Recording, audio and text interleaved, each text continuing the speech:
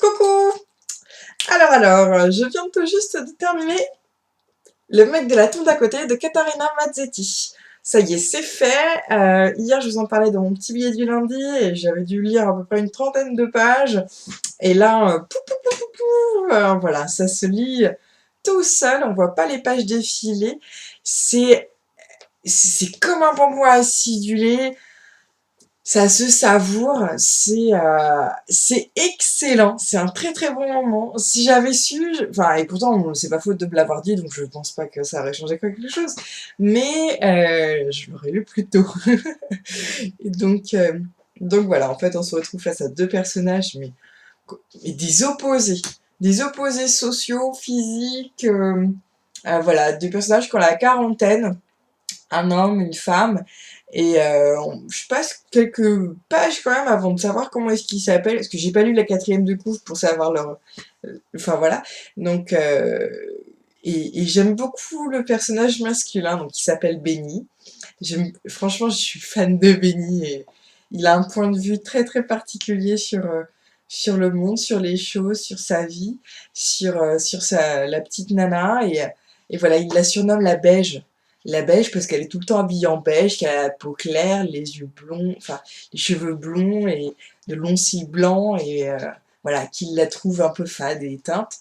Et donc, et lui, elle l'appelle le forestier parce il est agriculteur, donc il a le look un peu paysan, et voilà, il a toujours une casquette verte, voilà, comme on peut les imaginer, enfoncée sur le crâne avec écrit le forestier dessus, et voilà, deux personnages qui s'observent, franchement, qui s'ignorent, et même il se trouve franchement l'autre pathétique. Il se regarde, mais elle se dit, mais lui, franchement, avec sa stèle, pourquoi mettre une pépinière dessus, quoi, ça sert strictement à rien, et l'autre, il voit sa stèle qui est toute sobre, qui est toute blanche, qui est toute noire, mais voilà, à quoi ça rime, quoi, ça veut rien dire non plus, qu'elle souvient là-dessus. Et donc, enfin voilà, il s'observe complètement pathétique, et puis allez savoir pourquoi. Il y a un échange, un truc qui se passe, pof, et, euh, et alors là, c'est la débandade, parce qu'ils s'apprécient, les bougres. Ils s'apprécient en dessous, et ils sont tellement complémentaires que c'en est difficile de se trouver des points communs.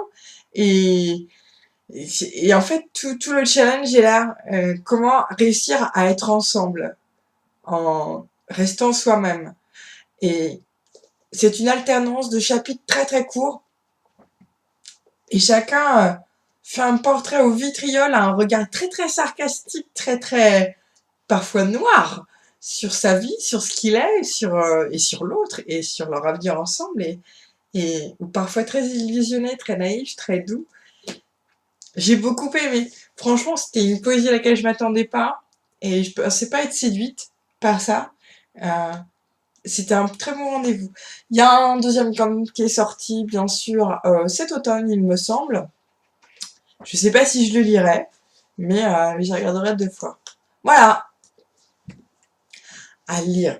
Si vous aimez les histoires d'amour qui finissent, ou qui finissent pas, ou pas forcément faciles, c'est ça en fait. Les histoires d'amour pas faciles, avec des personnages avec des caractères bien trempés, et ben, c'est fait pour vous, et vous ne le savez peut-être pas. Allez-y, ça coûte pas cher, c'est un bon moment.